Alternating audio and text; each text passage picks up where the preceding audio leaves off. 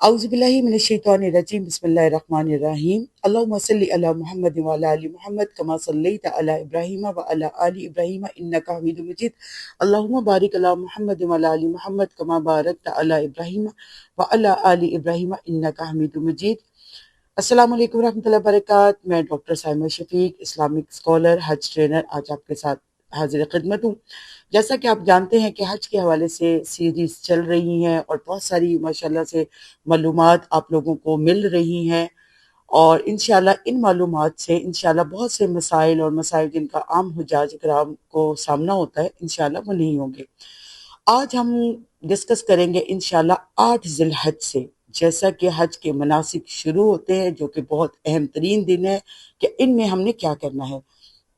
जैसा कि मैंने आपको बताया कि पिछले एपिसोड में कि हम लोगों ने जैसे पैकिंग करनी है और वो बैग्स लेके जा रहे हैं, पैराशूट बैग का भी मैं बताऊंगी। मिना में आप लोग जैसे 8 जिलहज की सुबह या 7 जिलहज की रात में जब आप पहुंचेंगे, एक बात याद रखिएगा कि अपने अपने औकात पर, नमाजों के औकात पर तमाम नमाजें जो हैं वो कसर अदा करनी है, ज़्यादा से ज़्यादा जिक्र और अज़कार करना है और गैर ज़रूरी बातों से इज्तनाब करना है। अब आप लोगों को अनाउंस कर दिया जाएगा 8 जिलहज की शाम को ही, रात में, या फिर जो प्राइवेट हुजाज सफर कर रहे हैं वो 9 जिलहज की सुबह को अरफात रश की वजह से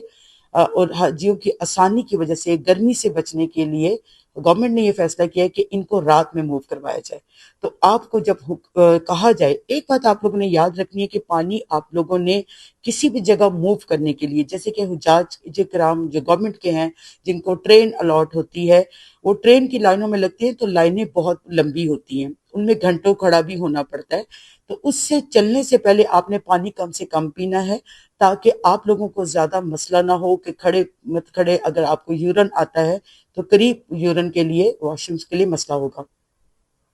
उसके अलावा अब आप लोगों ने क्या करना है, जब आप लोगों को अरफा के लिए आप लोगों को मूव करने के लिए कहा जाए तो उस वक्त अब आपने क्या करना है कि जो आप लोगों का बैग है, जो शोल्डर बैग है, आपने उसको मिना में ही रहने देना है उसकी जगह पर। उसमें से आपने बैग जो निकालना है वो आप लोगों ने